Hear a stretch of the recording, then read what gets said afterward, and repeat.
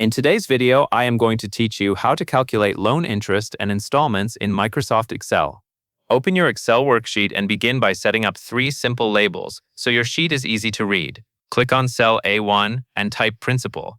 This will represent the original loan amount. Next, click on cell B1 and type interest paid. This column will hold the total interest amount connected to the loan. Then click on cell C1 and type rate. This is where Excel will calculate the interest rate for you.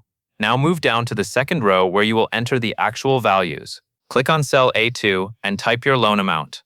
In this example, enter 5,000. Then press enter. This is the principal, or the amount borrowed before any interest is added.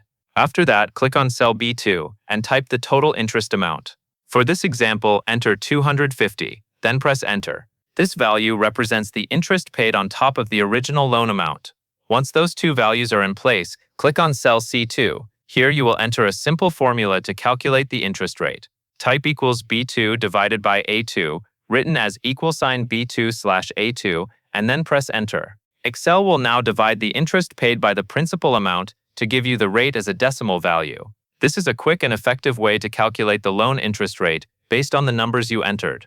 At this point, the result in cell C2 may appear as a decimal, such as 0.05. To make it easier to read, keep cell C2 selected, go to the Home tab, and click the % style button, shown with the % symbol. Excel will instantly convert the decimal into a percentage format. In this example, the result will display as 5%.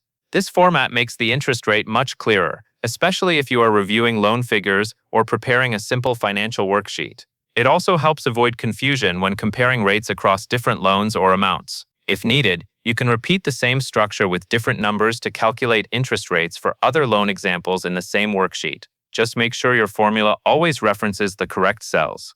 That covers everything you need to know.